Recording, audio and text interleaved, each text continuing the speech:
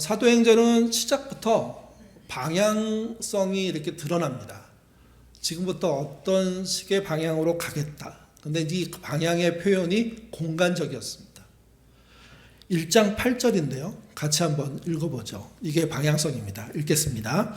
오직 성령이 너희에게 임하시면 너희가 권능을 받고 예루살렘과 온 유대와 사마리아와 땅끝까지 이르러 내 증인이 되리라 하시니. 그러니까 하나님께서 이미 어떤 방향을 정하신 겁니다. 시간은 정확하지 않은데 어떤 공간적인 영역의 확장에 대해서는 뚜렷하게 설명한 거죠. 시작은 예루살렘인데 그 다음은 온 유대로 퍼지고 사마리아로 동시에 퍼지고 그리고 땅끝을 향해서 간다는 겁니다. 2장부터 6장이 유대와 사마리아 땅에서 벌어진 일들입니다. 또 예루살렘을 포함하는 거죠. 그리고 그 2장부터 6장이 예루살렘과 유대 땅에서 벌어진 일들이고요. 그 다음에 7장, 8장이 사마리아에서 벌어진 역사고요. 그리고 이제 9장 이후가 땅끝까지 이렇게 복음이 전해지는 역사입니다. 9장부터 이제 시작되는 땅끝의 역사에 처음 등장 인물이 사울입니다. 이 사울이 이 사역에 처음 주춧돌을, 기초돌을 놓는 그런 역할을 하는 거죠. 사울이 처음 등장한 본문은요, 7장입니다. 58절인데요. 같이 읽겠습니다. 성 밖으로 내치고 돌로 칠세 증인들이 옷을 벗고 사울이라 하는 청년의 발 앞에 두니라. 사울의 등장은 스데반 집사님의 순교와 연결되어 있습니다. 그는 순교 현장에 있었습니다.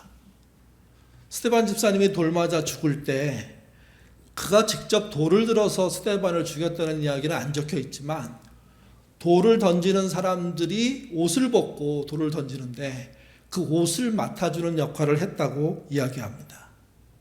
직접 죽이지 않았지만 죽이는 일 안에는 포함이 되어 있는 사람이 사울이라는 거죠. 이렇게 등장한 사울은 그 이후에 유대인을 핍박하는데 유대의 그리스도인들을 핍박하는데 가장 선봉에 선 청년이 됩니다. 당시 예수님이 돌아가시고 오순절이 승천하시고 오순절 성령이 임재하고 난 다음에 한 2년 3년 넘게 예루살렘 교회는 굉장히 많은 숫자가 모였습니다. 적게는 수천 명에서 많게는 10,000명이 넘다 이렇게까지 보지만 전에 설교할 때 말씀드렸지만 한 자리에 모이지 못했습니다. 그래서 수십 개의 교회가 존재하지 않았을까? 아니면 더 크게 더 좀 확장하면 100개 이상의 자그마한 가정교회들이 예루살렘 곳곳에 또 예루살렘 성 밖 주변에 그렇게 모이고 있었던 거죠. 조그만 도시에 10,000명 정도의 사람이 믿으니 그의 영향력들이 어마어마했습니다. 거기다가 제사장 무리들과 또 성전 세력 중에 상당수 지도자들이 예수 믿고 예수의 교회의 일원으로 참여하기 시작합니다. 그러니 누구도 교회를 얕잡아 볼 수가 없었죠. 쉽게 공격할 수가 없었습니다. 근데 그럼에도 그들은 틈을 노리고 있었습니다. 언젠가는 기회가 온다는 겁니다. 지금은 그리스도인의 기세에 눌려서 숨어 지내듯 지켜보고만 있지만 언젠가는 기회가 올 것이고 그 기회를 통해서 이 상황을 뒤집을 거다 하는 유대주의들의 그런 들끓는 그런 분노들이 존재하고 있었던 겁니다. 이것이 일어나는 시점이 스데반의 순교입니다. 사마리아로 복음이 전해지면서 빌립의 역사, 스데반의 역사들이 등장하고 그 일들 속에 이들이 정통 유대인들과는 전혀 다른 예수 그리스도를 믿는다는 사실들이 드러나고 또 유대인들의 잘못을 들춰내므로 그들을 부끄럽게 만드는 설교들과 또 가르침들을 행하고 있다는 사실 때문에 이들은요 점점점 응집하기 시작하는 겁니다. 그리고 스데반이 순교하는 시점으로 폭발합니다. 이 폭발 사건을 통해서 그리스도인들이 흩어지기 시작하죠. 그래서 예루살렘을 탈출해서 사마리아 이방 땅으로 도망가기 시작하고 또 남겨져 있는 그리스도인들이 있었습니다. 그들이 히브리파 그리스도인들인데 그들은 극우화라고도 표현되고 또는 극유대화, 예수를 믿었지만 다시 율법으로 돌아가는, 그래서 십계명 정도가 아니라 할 일을 해야 되는, 그리고 그 밖에 모든 유대의 율법을 하나님이 완성하셨음에도 불구하고 다시 지키기 시작하는 그런 후퇴하는 기독교의 모습 속에 남게 되는 겁니다. 이 흐름 속에 사울이 아주 발빠르게 움직입니다. 같이 보시죠. 9장 2절입니다. 읽겠습니다. 다메섹 여러 회당에 가져갈 공물을 청하니 이는 만일 그 도를 따르는 사람들을 만나면 남녀를 막론하고 결박하여 예루살렘으로 잡아오려 함이라. 어느 시대나 시대가 요동칠 때 출세의 기회를 잡으려고 나서는 사람들이 있습니다. 없을 수가 없습니다. 이 시대에 출세를 위해서 출발한 사람이 누구냐? 사울이라는 거죠. 사울만 그랬겠습니까? 다수의 출세지향적인 유대의 열성파들이 그리스도인들에게 빼앗긴 예루살렘 성전을 회복하고 다시 유대 땅 전체를 지배하기 위한 욕망으로 정말 빠르게 움직입니다. 근데 이 빠름이 그들은 하나님의 이름으로 하는 건데 사실은 위험한 열심입니다.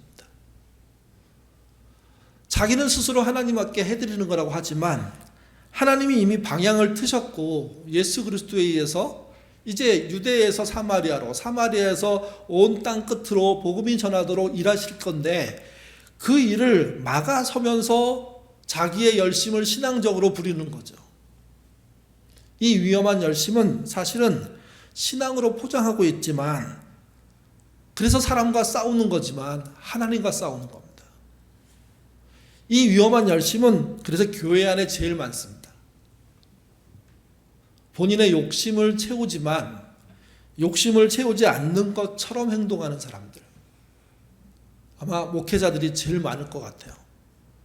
처음엔 순수하게 복음을 전하고 교회를 세우고자 헌신했다가 교회 성장이라는 함정에 빠져가지고 교회를 키우고 자기가 유명해지고 그래서 힘이 생기고 권력이 생기는 그런 쪽으로 가다 보는 이 열심이 교인 전체를 자기가 하고자 하는 관심사에 꽂히도록 만들어서 동원해서 정신없이 프로그램 돌려가지고 그 사람들이 신앙생활을 교회 안에서만 하게 하는 이 열심이 그게 가장 위험한 거죠. 사울은 그런 인물들 중에 한 사람인 겁니다. 열심히 있는데 너무 특심하고 대단합니다. 그 대단한 열심이 어디까지 이어지냐면 예루살렘 성 주변과 유대 안에서만이 아니라 다메섹 그 땅까지 원정을 나가도록 만든 겁니다. 사울이 그리스도인을 잡기 위해서 간 다메섹은요, 다마스쿠스라고 요즘은 부르죠. 예루살렘에서 북쪽으로 213km 정도 떨어져 있는 곳입니다. 지금이야 한 200km는 2시간 반이면 충분히 갈 수 있는 거리지만 그때는 며칠을 가야 될 거리입니다. 다메섹 주변에 있는 유대의 회당들을 지원을 받고자 사울은요 아주 영리하게 대제사장의 공문서를 요구했습니다.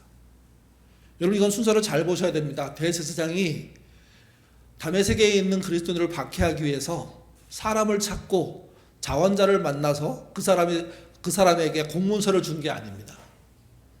사울이 아이디어를 낸 겁니다. 예루살렘 땅에 있는 사람들은 어느 정도 발본세본한 것 같으니까 이제 본인이 원정을 가서 잡아오겠다는 거죠. 그 원정대에 본인이 선임이고 본인이 만든 체포조를 구성해서 다메섹까지 가서 잡아오는데 공문서가 필요하다고 얘기한 겁니다. 이유는 간단합니다. 이 공문서로 유대 회당의 지원을 받기 위함이었습니다. 어떻게 진행되는지 같이 보시죠. 3절부터 7절입니다. 읽겠습니다. 사울이 길을 가다가 다메섹에 가까이 이르렀더니 호련히 하늘로부터 빛이 그를 둘러 비추는지라. 땅에 엎드러져 들음에 소리가 있어 이르되 사울아 사울아 내가 어찌하여 나를 박해하느냐 하시거늘 대답하되 주여 누구시니까 이르시되 나는 내가 박해하는 예수라. 너는 일어나 시내로 들어가라. 내가 행할 것을 내게 이를 자가 있느니라 하시니 같이 가던 사람들은 소리만 듣고 아무도 보지 못하여 말을 못하고 있었더라. 대단한 열심을 가지고 원정을 나가 이제 다메섹에 도착하기 직전이 된 사울 앞에 호련히 하늘로부터 빛이 그를 둘러 비추는 일들이 벌어졌습니다. 너무 놀란 그는 땅에 엎드렸습니다. 그때 소리가 들립니다. 사울아 사울아 내가 어찌하여 나를 박해하느냐. 사울이 예수님을 알고 있었을까? 알지 못했다고 보통 봅니다. 예수님이 돌아가시는 현장에는 사울이 없었던 것 같습니다. 근데 그 사울이 나중에 예루살렘 교회가 부흥하면서 예루살렘에 와봤는데 근데 옛날에 유대교회의 그런 찬란한 전통은 무너지고 새롭게 신생 종교 같은 게 생겨난 것을 그가 보게 되는 거죠. 그는 그게 너무도 못마땅했던 것 같습니다. 그리고 유대의 교를 다시 부활시키고자 하는 무리 속에 함께 있으면서 그 일을 꾀하고 어떤 시점에서 이 일을 할까 더 펼칠까 하는 고민들과 노력들을 열심히 해오고 있었던 거죠. 그는 그게 하나님께 충성하는 거라고 믿었습니다. 물론 아시는 것처럼 그는 출세하고자 하는 욕구 때문에 이 일을 하고 있는 것도 맞습니다. 출세와 신앙적인 충성이 동시에 일어나고 그 일을 열심히 하기 위해서 다메섹으로 갔는데 하늘에서 들리는 소리는요, 왜 네가 나를 핍박하느냐 이렇게 말씀하시는 겁니다. 그래서 묻습니다. 주여 누구십니까? 그때 하늘에서 소리가 들립니다. 나는 내가 박해하는 예수다. 너는 일어나 시내로 들어가 내가 행할 것을 내게 이를 자가 있느니라. 그를 기다리라는 거죠. 그를 만나라는 거죠. 이 이야기 속에서 사울은 하나님의 아들인 예수를 핍박하는 존재로 이미 하나님께 알려진 사람이라는 겁니다. 그래서 하나님이 막아섰다는 겁니다. 여러분, 소리로 막아서는 하나님이 있을 수 있습니다. 또 사람을 통해서 막기도 합니다. 그리고 상황을 통해서 막기도 합니다. 심지어 발람의 경우에는 자기가 타고 가던 나귀가 말을 함으로 막기도 하죠. 이 말은 하나님이 사람에게 사람이 잘못 갈 때 막아서는 분이시라는 겁니다. 끝까지 죄를 짓고 끝까지 문제를 일으킨다는 뜻은 무엇이냐? 이런 모든 사인을 통과하고 뚫고 그가 그 죄악 속으로 뛰어들었다는 의미를 말합니다. 어떤 면에서 사울은요, 마지막 지점에서 멈춘 사람이라고 할 수가 있습니다. 근데 여러분, 사울보다 훨씬 더 지나가는 사람들이 얼마나 많습니까? 하나님은 음성을 통해서든 말씀을 통해서든 사람을 통해서든 상황을 통해서든 심지어 신비한 일을 통해서든 막으려고 하시는 분이시고 사람들은 그것을 뚫고라도 자기 욕망을 이루고자 하여 달리는 사람들이라는 겁니다. 그래서 지나친 열심이 문제인 겁니다. 사울과 평범한 신앙인 중에 누가 신앙이 더 좋을까? 저는 평범한 사람이라고 생각합니다. 예수님을 본 사람과 보지 않은 사람 중에 누가 더 신앙이 좋은 걸까? 예수님이 보지 않은 사람이라고, 보지 못한 사람이라고 성경도 이야기하고 있습니다. 이 말은 이런 말입니다. 대단한 사건과 대단한 결과를 만들어냈다고 해서 뛰어난 사람이 아니라는 거죠. 사울이라는 인물을 보실 때 놓치지 말아야 될 것은 그의 지나치는 행동을 하나님이 막아서서 그 이후에 정말 기독교 역사상 굉장히 중요한 뚜렷한 일을 하지만 그렇게 해낸 일이 결국 하나님 보시기에 최고의 일은 아니라는 겁니다. 오히려 하나님이 작은 말씀으로 설교자의 설교로 주변 사람의 권면으로 또는 주변의 상황을 통해서 스스로 멈출 수 있는 사람이 더 믿음 있는 사람이고 더 실력 있는 사람입니다. 무언가 잘못돼서 엄청난 사건을 겪는 사람만 그리고 그걸 뛰어넘어서 역경의 열매를 맺는 사람만 위대한 사람이라고 포장하기 시작했는데 저는 그들은 지나치게 간 사람이고 하나님이 정말 열심으로 막으실 수밖에 없었고 그 막는 결과가 받아들여져서 이런 결과가 나온 거지 옳다, 좋다, 잘했다 말하기는 어렵다는 겁니다. 그럼에도 불구하고 오해하지 마십시오. 사울의 나중 믿음이 나쁘다는 뜻이 아닙니다. 사울처럼 열심히 지나쳐서 하나님을 향해서 세상을 향해서 정말 욕망을 퍼뜨리는 그런 자가 되는 건 위험한 일이고 사울처럼 멈추는 사람도 있지만 여러분 하나님의 마음을 뚫고 지나가는 사람들도 많다는 사실 놓치지 않으셔야 됩니다.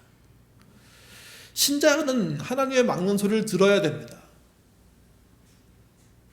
교우들과 대화하다가 누군가 하는 이야기를 들으면서 저건 내가 들어야 될 얘기 아닐까 하는 고민이 나한테 생기고 그걸 하루 이틀 고민하면서 그래 어쩌면 저 형제를 통해서 한 그 말이 나를 향해서 멈추라고 하는 말씀 같아 라고 받아들이는 그 힘, 그게 오히려 큰 힘입니다. 한국교회는 너무 거창한데 포장되어 있었어요. 이 자금 그리고 이 자금 앞에 멈추는 실력을 무시합니다. 저는 아니라고 생각합니다. 그럼에도 사울의 행동은 기독교 역사에서는 대단히 기념비적인 그런 모습을 보여줍니다. 극단까지 갔을 때 하나님이 극단적으로 막으신다는 거죠. 그 소리 앞에 멈추는 것, 그게 지혜라는 겁니다. 또 하나님의 소리는 이렇게 천둥 소리처럼 울려서 눈이 감기고 그래서 멈추게 만드는 방법도 있지만 사실은 일상의 세세한 소리로 들린다는 사실을 놓치지 않아야 됩니다. 가장 좋은 상태는요, 부부가 서로에게 멈춤과 함께함을 할 수 있는 대화를 한다는 거죠. 가족이 서로에게 멈출 수 있는 기회를 주고 또 함께 손잡고 갈 수 있는 기회를 만드는 그런 신앙이 필요합니다. 그게 큰 거지 사울의 사건은 어마어마한 사건이 아닙니다. 사울이 다메섹으로 가다가 부활하신 주님을 빛 가운데서 만났습니다.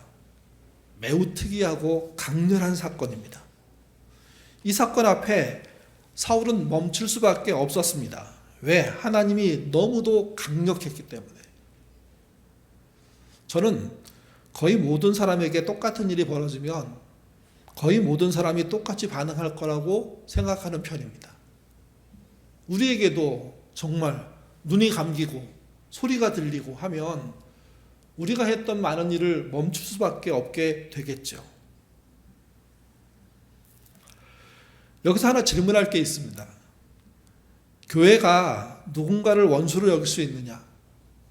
교회가 누군가를 집단적으로 증오할 수 있느냐 하는 겁니다.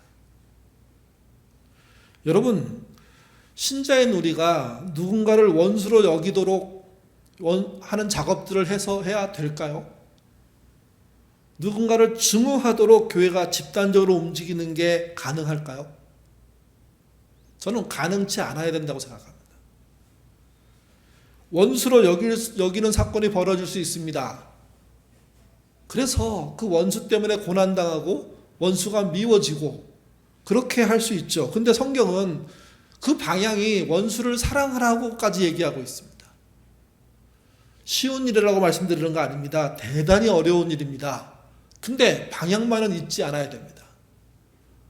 원수를 사랑하지 못하고 고민하는 나에게 정말 슬프고 화나고 분노하는 일들이 벌어지는 이 현상이 어쩌면 정상이다. 그래서 결국 원수를 원수로 갚지 않는 데까지 가는 그 목표의 신앙생활 해야 된다는 거죠. 교회가 신자가 누군가를 집단적으로 증오하는 모습으로 등장한다. 저는 그거 교회 아니라고 생각합니다. 오늘날 한국교회는요, 본인이 용서받아 놓고 누군가를 증오합니다. 본인이 하나님의 은혜로 사랑으로 용납받아 놓고 누군가를 원수화 시켜가지고 공격하기 시작합니다. 그건 교회가 아닙니다. 유대교가 왜 망했습니까? 이스라엘이 왜 망했습니까? 증오의 물결을 교회가 만들었기 때문이었습니다. 유대교가 만들었기 때문이었습니다. 그래서 그런 의미에서 큰 사건 없이 평범하게 끝까지 신앙생활을 하려고 애쓰는 그분들이 위대한 신앙인 겁니다. 원수를 사랑하기 위해서 스스로를 괴롭게 만들고 증오할 집단들을 없애고 결국은 모두에게 용서의 자리를 내주는 신앙인, 그게 진짜 승리하는 신앙이라는 거죠. 사울은 그러지 못했습니다. 증오에 차서 위험천만한 험한 열심을 부렸습니다. 다행스럽게 하나님이 막으신 겁니다. 이 말씀을 통해서 하나 바람이 있습니다. 우리가 그렇게 원수를 죽이려고 하고 증오에 앞장쓸 때 하나님이 우리를 막으셨으면 좋겠습니다. 한국교회 막아야 됩니다. 이렇게 엉망인 교회가 어디 있습니까? 중학교 때 학교 축제들이 많이 있었습니다. 학교 축제에 가면 뭐 합창도 하고, 그 다음에 집단 군무 같은 춤도 추고, 뭐 그리고 이제 특기마다 뭐 그 연주회도 하고 뭐도 하고 막 이렇게 하면서 교회마다 그 학교마다 있었던 것 중에 하나가 국화 전시회 같은 거 있었습니다. 다양한 국화가 전시돼 있죠. 뭐 이렇게 이제 한 번은 그 한 친구 학교 이렇게 찾아가서 이제 국화 전시회를 하는 걸 설명을 쭉 듣는데 그때 처음 이런 말을 들었습니다. 국화를 키울 때 가장 난이도가 높은 것을 뭐라고 하는지 아냐고. 그러면서 설명하기를 오주쿠리라고 한다고. 일본 말이죠. 오주쿠리라는 뜻은 대작이란 뜻입니다. 그러니까 그 국화를 가능한 한 크게 꽃송이 수를 늘리는 겁니다. 오주쿠리의 대표가 그 한 포기의 국화에서요 1000송이의 꽃을 피우는 겁니다. 뭐 여기 나와 있는 사진, 저도 실물은 이런 건 보지 못했고요. 저는 150개, 200개 이건 봤습니다. 이런 모양이 안 나오고 그냥 둥그런 모양으로 요만한 그 국화들이 이렇게 노란색, 하얀색으로 펴 있는 거를 그 철사로 모양을 다 만들어서 틀을 만들고 거기 이렇게 싹 올라오는데 피면 신기합니다. 제일 신기한 게 뭐였냐면 이게 한 송이라는 겁니다. 한 폭이라는 겁니다. 한 폭이. 그러니까 한 포기로 꽃송이를 최대한 길러내는데 가장 극적인 어떤 끝이 뭐냐? 1000송이를 만들어내는 겁니다. 이건 미국에서 전시된 사진을 제가 그냥 스크랩에 온 건데요.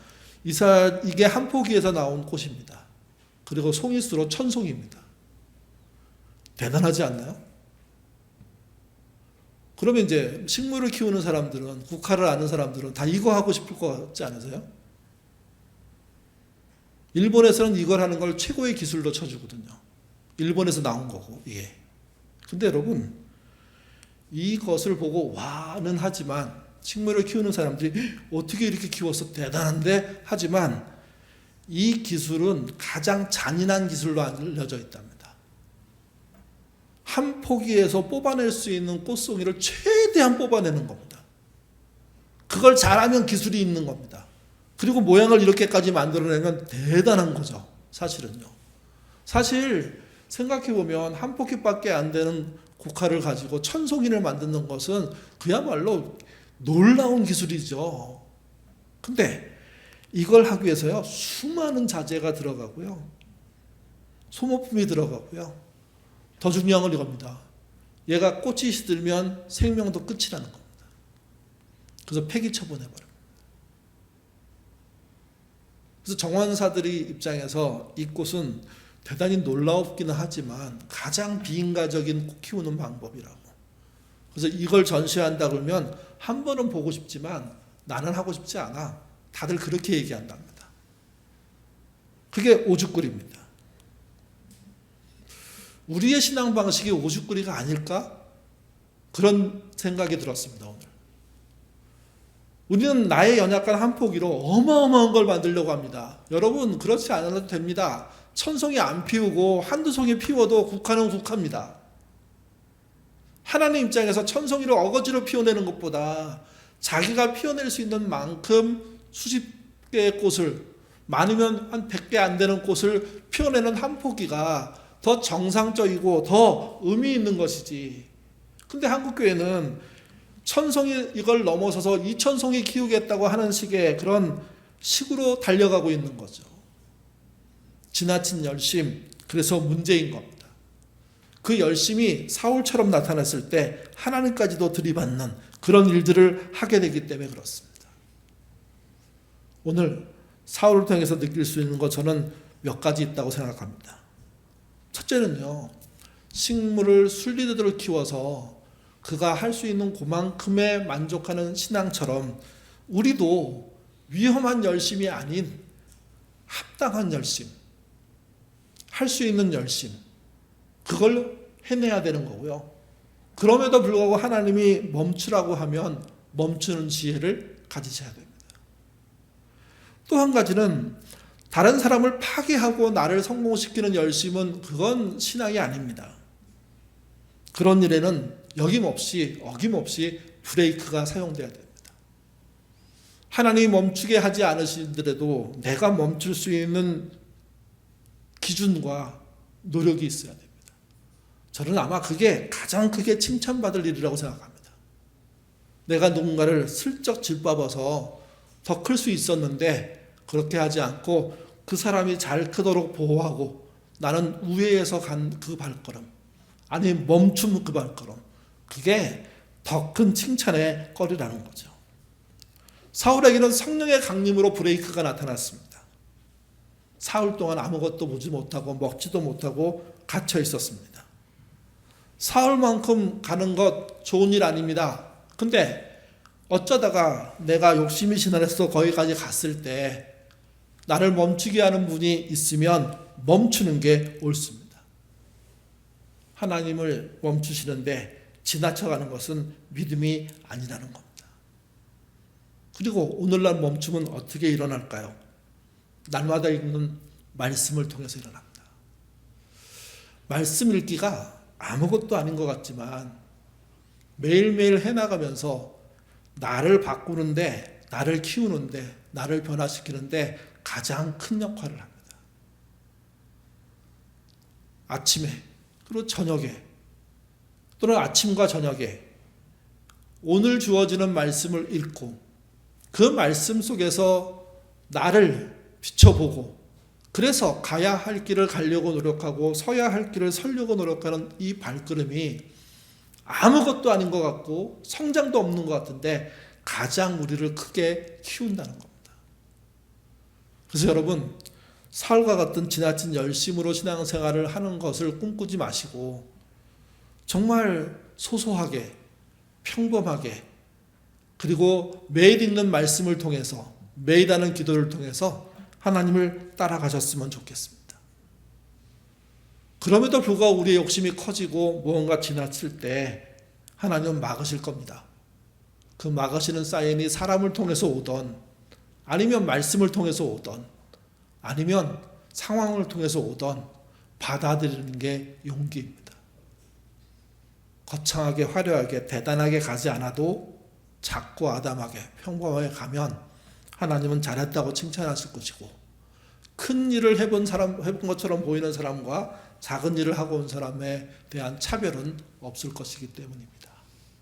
하나님이 멈추게 하는 것 있다면 멈추시는, 그것도 말씀을 통해서 멈추시는 저와 여러분 되는 한 해 되시기를 주님의 이름으로 부탁드립니다. 기도하겠습니다. 하나님, 사울의 이야기를 들을 때마다 우리도 큰 사고를 쳐야 되는 거 아닌가 하는 생각을 하게 됩니다. 사울의 이야기는 일종의 극단적인 예라는 사실 놓치지 않도록 하나님 인도하여 주옵소서. 막 나가는 사울을 하나님이 막아서셨습니다. 그렇게 해서 막아선 하나님 앞에 멈추는 것 당연한 일이라고 생각합니다. 사울이 위대했던 것은 그렇게 멈추고 난 다음에 평생을 하나님을 떠나지 않고 하나님의 자녀답게 하나님의 일을 해갔다는 것입니다. 우리는 사울처럼 특별하지 않습니다. 평범할 뿐입니다. 평범한 우리들도 우리의 일상 속에서 주의 말씀을 통해서 멈출 곳에 멈추고 가야 할 것을 가는 그런 신자로 살면 사울만큼의 칭찬을 받게 될 것입니다. 엄청난 일 기대하지 않게 하시고 나의 주어진 일상 속에 하나님의 멈춤과 가라하는 그런 말씀들을 구별하려고 애쓰는 그래서 때로는 실패도 하고 때로는 실수도 하지만 결국은 주를 따라가는 모양으로 내 삶이 방향 지어지는 그런 삶 산다면 반드시 큰 칭찬이 있을 것입니다. 거대한 일 속에 현혹되지 않게 하시고 평범한 우리의 삶을 충실하게 주의 말씀을 쫓아가는 신자 되도록 인도하여 주옵소서. 예인교회도 그런 교회 되기를 원합니다. 민주적인 교회로서 알려졌지만 이제는 신앙심 깊은 교회, 성령의 능력을 따르려고 애쓰는 교회, 주님이 가라 하면 가고 멈추라 하면 멈추는 교회 될 수 있도록 인도하여 주옵소서. 세상에 성공을 통해서 증명되는 그런 교회가 아니라 말씀을 따라가는 교회, 그것이 우리의 생명인 사실을 알고 놓치지 않는 교회 될 수 있도록 인도하여 주옵소서. 올 한 해도 평범한 일상이 반복적으로 이어질 것입니다. 이 평범 속의 신앙이 얼마나 중요한지 알게 하시고 매일 말씀과 기도를 통해서 주를 따르도록 도와주옵소서. 감사하며 예수님 이름으로 기도드립니다. 아멘.